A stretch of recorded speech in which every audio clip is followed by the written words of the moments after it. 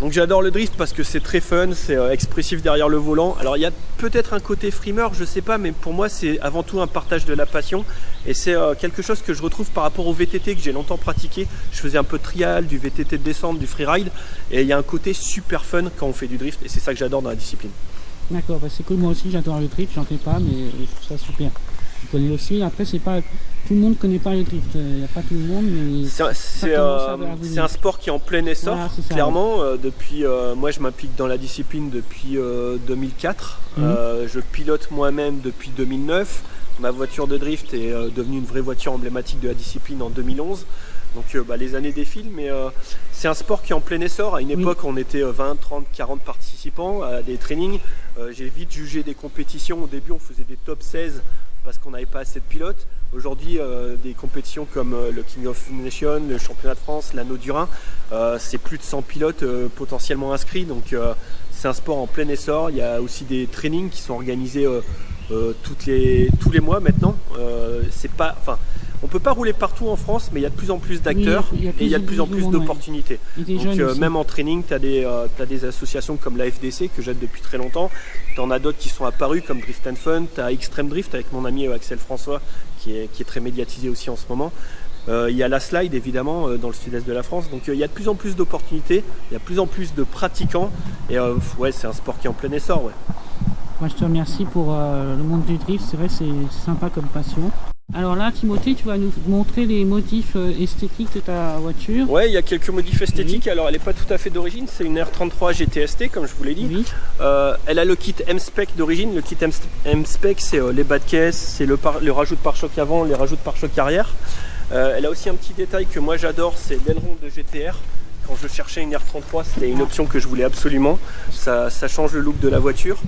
Après à l'arrière, effectivement vous avez la ligne d'échappement qui est très typique des voitures japonaises avec son gros fireball comme on appelle. Le fait qu'elle soit rabaissée c'est pas mal. Les ailes sont un tout petit peu tirées pour faire passer... ça passait pas en fait, donc j'ai dû tirer les ailes. À l'arrière 18 par 9,5, les pneus un peu flanc tendu. Ils pourraient être plus fins les pneus, mais j'aime bien le look que ça donne et ça procure un... Et là je vois que tu as mis des cales, non? Non, c'est des jantes en ET12 et c'est le disque que tu vois au milieu en fait. Ah d'accord, après t'as la lame en carbone. Alors la lame elle a été installée il y a quelques semaines, oui, récemment, c'est tout frais, c'est un petit détail que j'adore au niveau style, ça apporte rien en termes d'aérodynamique et tout, il faut pas se leurrer, mais ça élargit visuellement le bas de la voiture. J'ai mon ami Paul qui avait une RX-7 FD qui est aujourd'hui à Los Angeles, il avait ça sur sa RX-7 et j'adorais et il me fallait cette option. La galère c'était juste de les trouver en carbone en fait, parce que ça existe en fibre mais en carbone c'est plus compliqué. D'accord. Et après sinon les devants c'est d'origine. Ouais bah c'est spec 2, il y a juste le rajout qui est l'option M-Spec et puis voilà. Puis après il y a quelques petits stickers, je reviens d'un road trip donc on fait de la pub pour Platine, mon partenaire. Il avait sponsorisé le road trip et on a offert 4 pneus à un des participants donc c'est super sympa. Et puis après j'ai un petit pare-soleil, ça fait pas longtemps que je l'ai, c'est un petit détail marrant avec une petite blague, move over, ça veut dire en gros il est écrit à l'envers mais quand vous m'avez dans le rétroviseur ça veut dire en gros dégager. Alors c'est un peu prétentieux parce que c'est pas une GTR mais c'est pour le fun, pour les vidéos que je fais aussi avec Visual Ride et tout ça. Et j'ai longtemps été sceptique sur les pare-soleil parce que comme je suis assez grand ça m'oblige à baisser la tête donc au début ça me gênait un peu et puis je m'y suis habitué et puis c'est fun et ça permet aux gens de reconnaître d'assez loin la voiture, finalement ça la distingue. Voilà. Après elle est top, j'aime bien. Et les jaunes, là, ce qui est autour des jantes, c'est d'origine. Alors liseré jaune. Alors pourquoi j'ai un liseré jaune sur les jantes, c'est parce que j'adorais ce modèle quand je les ai achetés il y a plus de 10 ans pour Miles 14 à la base. C'est des Ultralight A-Tech 2. Il y a mon ami William de W Autosport qui en avait sur sa R33 de drift il y a 10 ans. Et je les voulais comme lui en doré avec le rebord poli. Sauf que je les voulais aussi avec les plus belles specs, c'est-à-dire en 8,5 à l'avant, 9,5 à l'arrière et avec un offset le plus bas possible pour que ce soit très large. Et en ET12, elles existaient que dans cette couleur. Donc le noir satiné est sympa, le trait jaune, bon c'est jaune, mais c'est pas. J'ai toujours dit que je le referais, mais comme c'est bien fait, c'est compliqué à faire propre, donc autant laisser comme ça en fait. Après, comme tu t'en sers aussi pour le drift, donc les jantes. J'ai ma S14 pour le drift, mais celle-là sur route, de temps en temps, elle perd un peu l'arrière, tu vois. Oui, j'avais vu ta S14 en reportage, oui. Alors voilà, la voiture, tu vois, elle est pas clinique, j'en prends soin, c'est clair, je l'entretiens, disques, plaquettes, tout ça, grâce notamment à David Meunier avec qui je fais du drift, il met à disposition son matériel, son pont, tout ça, donc c'est pratique. Mais c'est une voiture qui me sert, c'est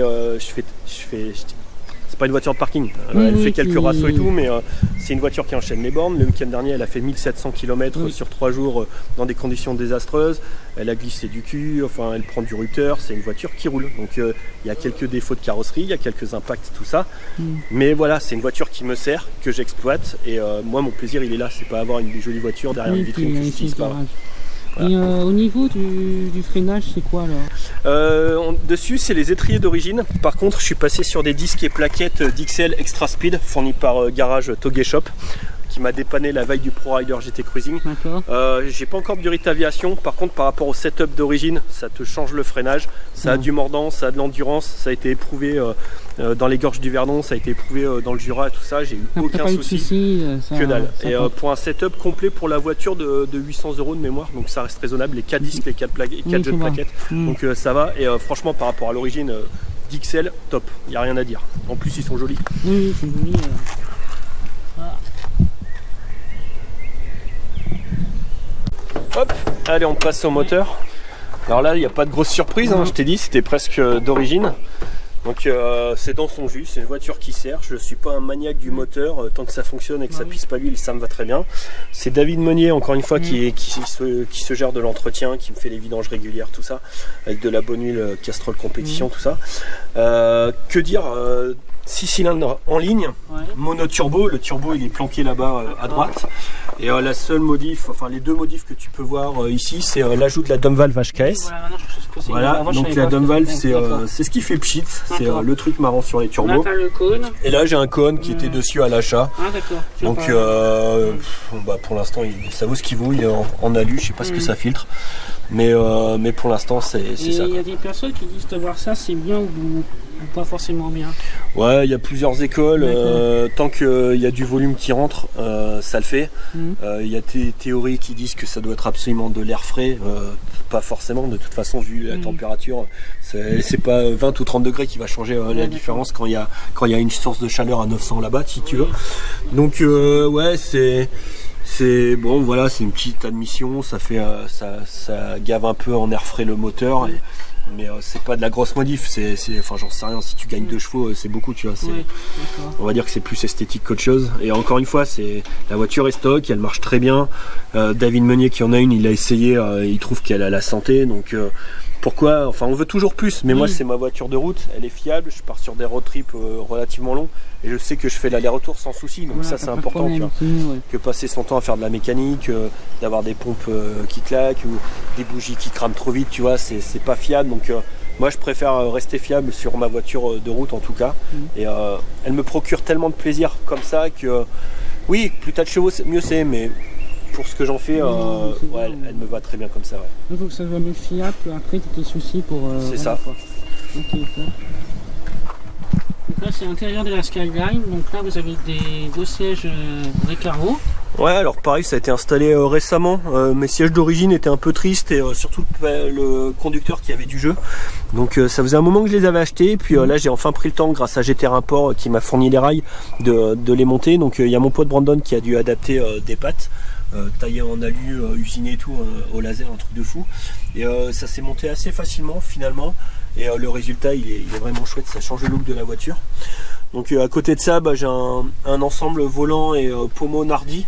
Je m'étais fait plaisir à un anniversaire Noël l'année dernière, il y a 2 ans. Et bon, ça a un coût, mais c'est tellement classe et agréable. Oui, la finition elle est vraiment top, elle est belle. Et puis finalement, le volant, plus qu'un pack de jantes, on l'a sous les yeux quand on roule, donc autant en profiter. Après, tu as des autres modifications. Tu m'as dit que tu avais un voyant tout à l'heure là. Ouais, j'ai un Apexi. Alors le boîtier gris et bleu, c'est un Apexi RSM. Fondamentalement, ça sert pas à grand chose. C'est juste un chrono dans tous les sens. Dessus, on retrouve la vitesse, le régime moteur, le voltage de la batterie. Ça permet aussi de mesurer des 0 à 100, 0 à 200, 0 à 300. C'est juste un chrono en fait. Donc rien de spécial. Mais c'est stylé, c'est très années 90 au Japon, c'est un éclairage bleu. Je l'ai depuis ma première voiture en fait, et je l'ai réinstallé il y a 2 semaines. Super, mais c'est un truc que je traîne d'une voiture à l'autre, donc je trouve ça chouette. Et petit détail sympa, j'ai l'option dessus G sensor, donc il y a un petit boîtier à l'intérieur du tableau de bord qui est relié et qui me donne les G de la voiture, donc il y a moyen de l'afficher avec une croix et de voir les G latéraux en accélération, enfin dans les 2 axes que l'on prend. Ça sert pas à grand chose, mais c'est marrant. Tu as bien sûr la direction assistée dessus. Oui. Sur ces voitures là, c'est relativement bien équipé. Elle est de quelle année du coup? Celle-là, elle est de 96, fin 96. 96, c'est une Spec 2, donc il y a les phares un peu plus carrés que certaines générations. Mais et après il y a eu des Spec 3 avec des phares Xenon notamment. Et tu as la clim dedans? J'ai la clim, elle fonctionne, elle est encore opérationnelle, j'ai les vitres électriques, j'ai tout gardé. Il n'y a qu'un truc qui ne fonctionne pas, c'est l'antenne électrique, mais comme elle ne me sert pas, c'est pas grave. D'accord, tu n'écoutes pas la radio? Un petit peu, mais en fait j'ai surtout une clé USB qui est remplie de bons sons. J'ai différentes playlists et j'ai forcément du Initial D, j'ai du Jour de Tonnerre, Top Gun, j'ai du Tom Holland et puis j'ai des playlists inspirées des meilleures vidéos genre Alcyon, Crispy Media et tout. Et je me suis téléchargé leur musique et pour me mettre dans l'ambiance, j'adore quand je cruise avoir ce genre de musique. Je te remercie pour l'intérieur. Donc là, tu m'as dit, c'est quoi comme boîtier? Alors ça, c'est un boîtier, effectivement, très pratique sur les caisses turbo. En fait, ça s'appelle un turbo timer. Donc quand tu coupes la voiture, que tu arrives à destination, tu enlèves le contact, tu fermes ta voiture. Mais ça permet à la voiture de continuer à tourner, donc à lubrifier le turbo. Ça le préserve en fait. Donc quand tu vas chercher le pain à 5 minutes, ça sert pas à grand chose. Par contre, quand tu as fait une arsouille, tu n'es pas obligé de rester 5 minutes à côté de la voiture le temps qu'elle refroidisse. J'ai vu ça dernièrement sur une Toyota. Une Toyota un peu. Celica, une Supra probablement. En fait, le monsieur il a retiré sa clé. C'est ça, exactement. Et le moteur il continue à tourner, comme ça il savait que il y avait un éclairage. Voilà, et c'est un compte à rebours en fait, donc ça synchronise le coupe-circuit en fait. Donc c'est pratique, c'est juste pratique à l'usage. Bien sûr.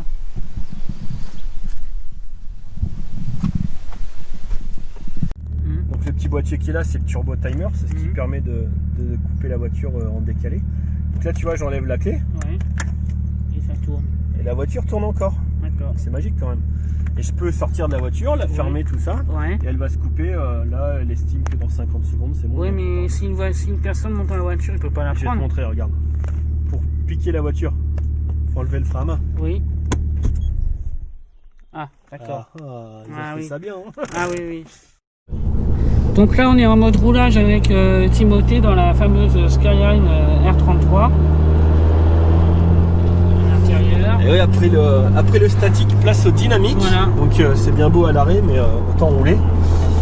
Alors là, tu vois, moi j'habite à côté de Dreux. Oui. À côté de Dreux, il y a un super circuit, c'est le circuit de l'Ouest parisien. Oui, je connais, jamais été encore. Eh ben, c'est juste là, okay. Derrière l'entrée, juste à droite là.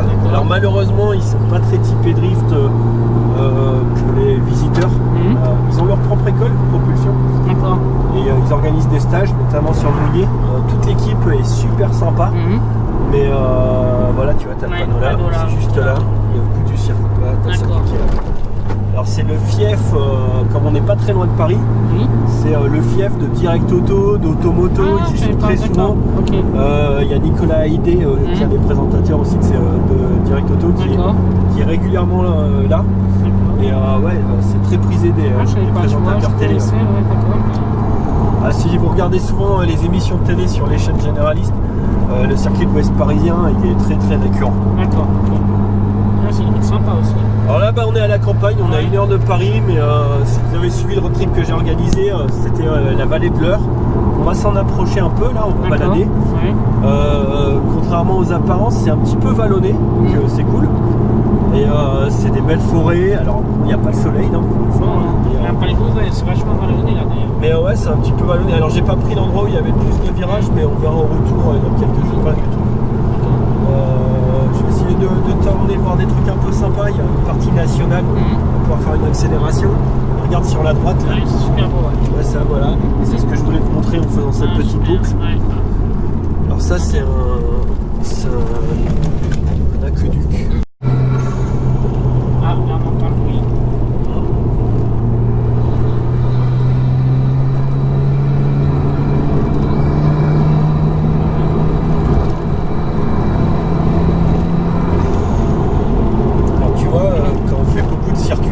Sur route ouverte, moi en tout cas, je suis relativement raisonnable quand même, tu vois, je suis pas dans les gros excès de vitesse, je me fais plaisir, je dis pas que je ne glisse jamais sur route, bien sûr, ce serait totalement faux, et puis si vous connaissez Visual Ride, il y a des preuves, hein. Mais sur route, je suis très raisonnable, je suis très respectueux des gens que je croise. Je fais pas le con n'importe où, c'est très important par rapport à la sécurité et puis au risque qu'on encourt vis-à-vis de notre permis. Donc il y a des circuits pour se faire plaisir. Quand on est sur circuit, le plaisir est décuplé. Et il est différent, mais la sécurité, ça n'a pas de prix. Donc, moi, comme tu sais, maintenant on fait des road trips, on est respectueux, quoi. On fait attention, quoi. Il faut, des fois on accélère, mais c'est à la vitesse autorisée, comme on dit, quoi.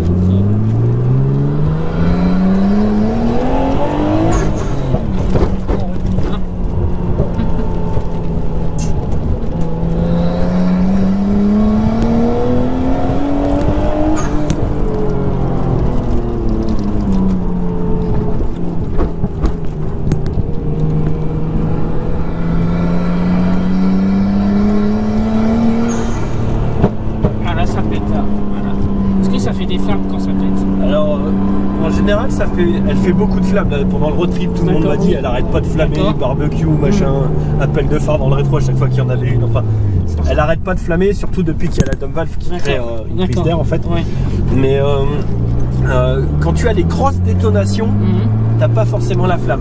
Par contre, quand tu entends les petits pop, il y a plus de chances qu'il y en ait une en fait. Et ça se fait plutôt à chaud, je crois, quand elle est bien chaude. Ouais, quand elle est chaude. Quand elle est chaude et soit en pleine accélération, quand tu changes de rapport, blam, là t'as une belle flamme en général. Ou alors quand je suis à un régime entre 4 et 5000 tours, je lâche le pied, je rappuie un petit peu, ça fait pop, pop, pop, pop. Enfin, tu peux jouer avec et elle flamme assez facilement. C'est sympa, Et là, du coup, on est en Normandie ou c'est. Alors là, on est encore dans l'Eure. Dans l'Eure, d'accord. Qui est juste à côté de Dreux, on est resté, on a quelques kilomètres. Tiens, là, il y a un domaine, je sais pas ce que c'est, mais vu la grille, c'est pas mal. Oui, il y a un domaine.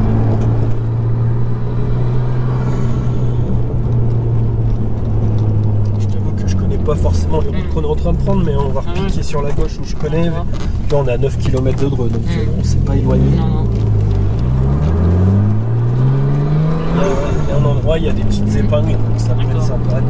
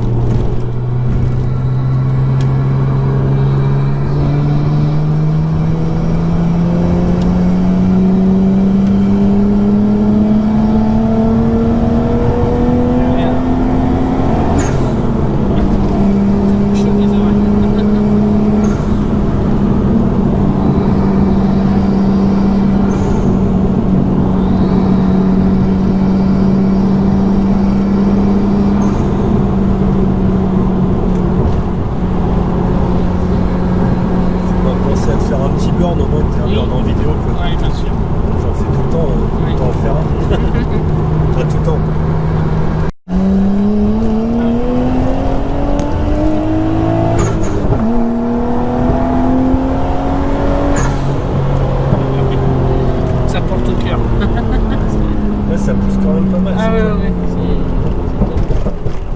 Ça pétera du feu de Dieu. Ouais, ça pétera. On entend bien.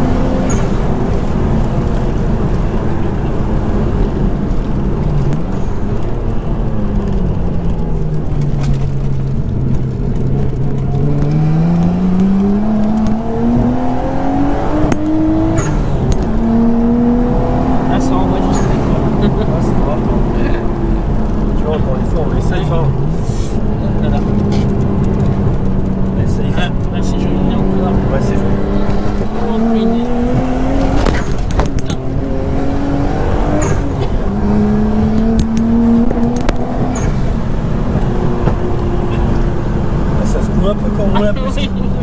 La route n'est pas parfaite. Je crois qu'on a décollé.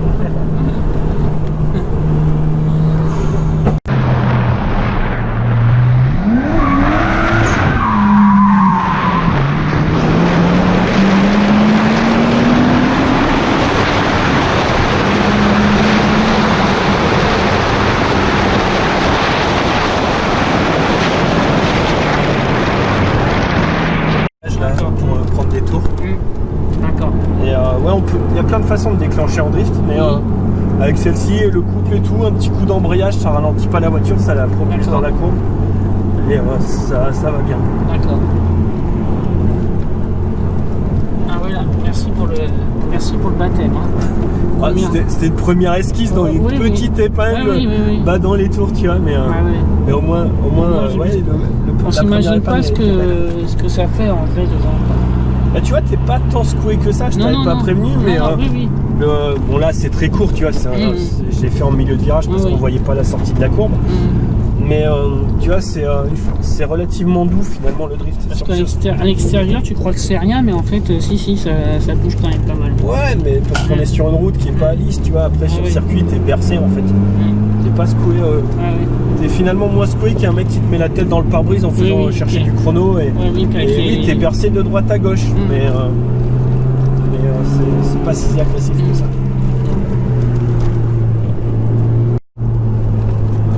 Là, elle n'est pas trop froide. Elle commence à être bien chaude.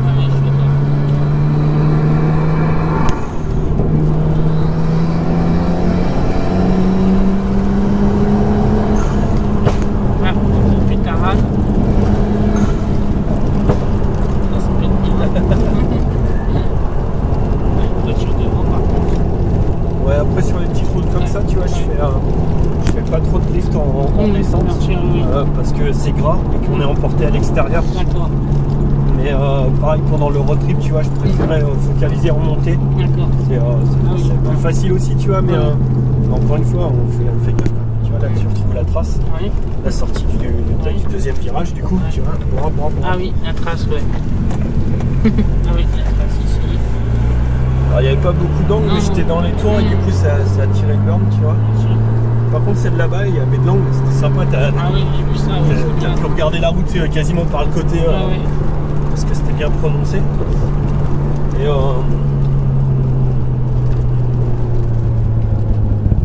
tu vois, la trace, on la voit bien. Ah oui, on la voit bien, la trace, ouais. Jusque là. Ouais, tu vois, au milieu, tu vois, c'est assez étroit, donc je peux pas déclencher plus tôt. Mais tu l'as vu, la fin, là, c'était clean. Parce qu'avec le frein à main, c'est encore pire, du coup.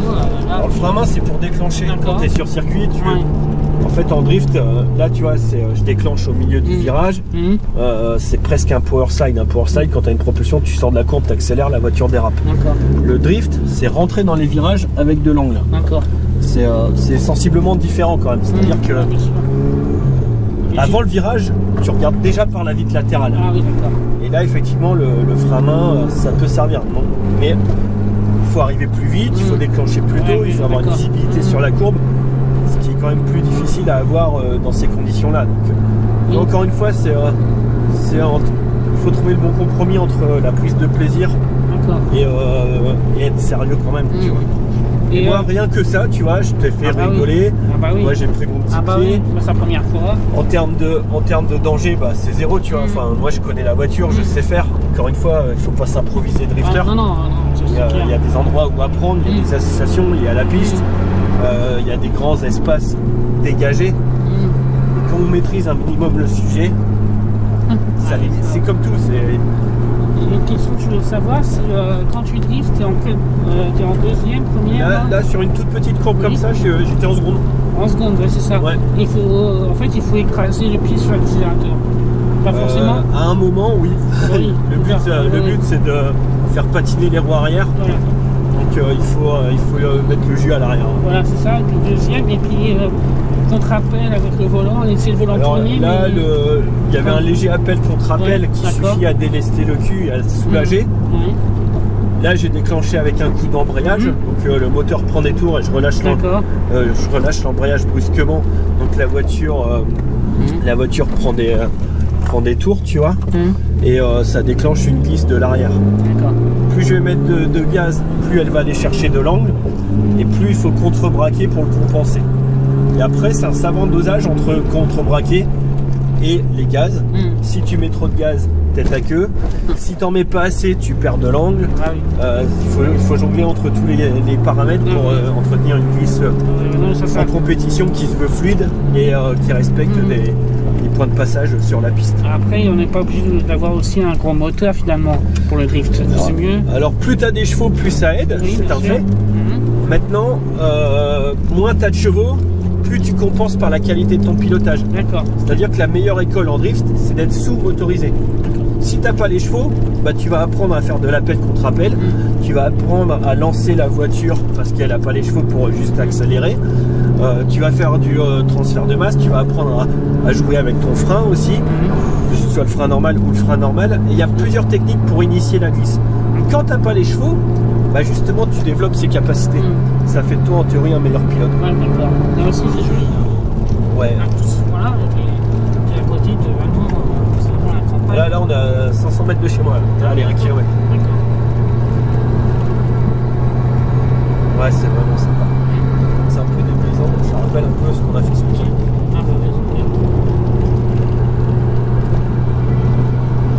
Ouais, Dreux, ça n'a pas forcément une très belle image, mais cela dit, ici, c'est beau, tout ce qui est autour, les pleurs, tout ça, il y a plein de belles choses à faire. Je sens quelque chose. Direct. 90 gauche.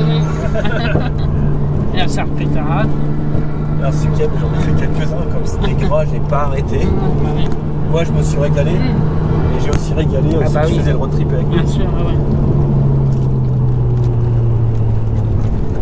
Il y a juste un... Alors là, on arrive reviens chez moi tranquillou. Ouais. On peut pas finir cette vidéo sans une petite figure de style. Ouais, c'est sympa, ouais. Donc je fais du drift, c'est une chose. J'aime le show aussi, je fais régulièrement des shows avec ma S14, notamment le Jam Car Festival à Montlhéry qui a été annulé cette année. Et il y a une figure que j'adore faire, qui ne sert techniquement à rien, c'est le burn. D'accord, ouais, c'est top.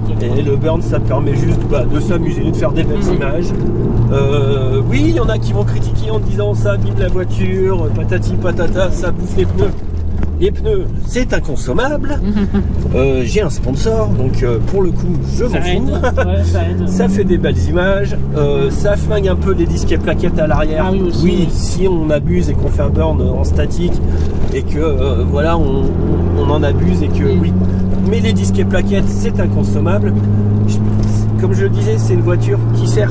Ouais, c'est pour le plaisir. Donc c'est une voiture qui vit, qui a une vie heureuse et qui est bien entretenue, tu vois. Donc, enfin moi en tout cas c'est ma voiture, je l'exploite comme ça, je partage ma passion comme ça. Sympa, ouais. Et même s'il y a toujours des détracteurs, oui. moi ça me va. Et voilà quoi. Il faut s'en servir des voitures pour le dire. C'est ça. Là on est sur ma zone de burn, sauf qu'ils sont en train de refaire la route.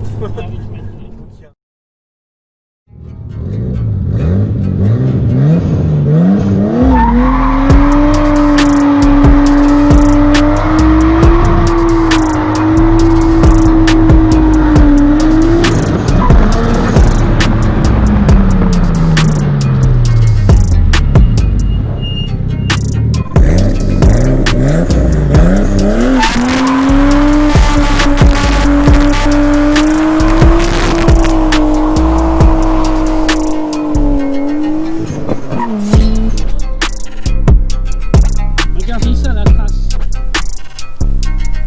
Top. Voilà.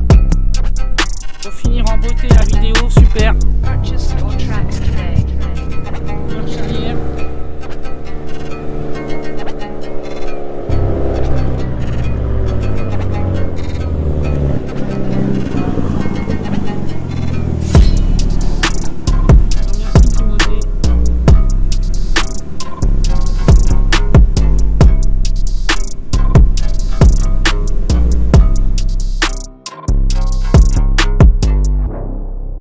Donc là on a fini la vidéo, on a fait le statique, le dynamique, tout ça, on finit avec des burns, machin, du drift.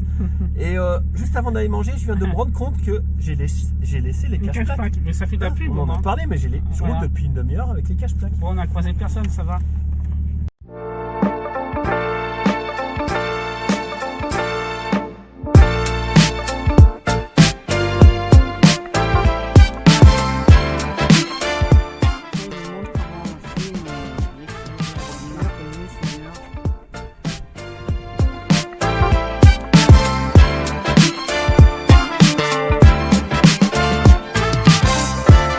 It's so hard. It's so hard. It's so hard. It's so hard.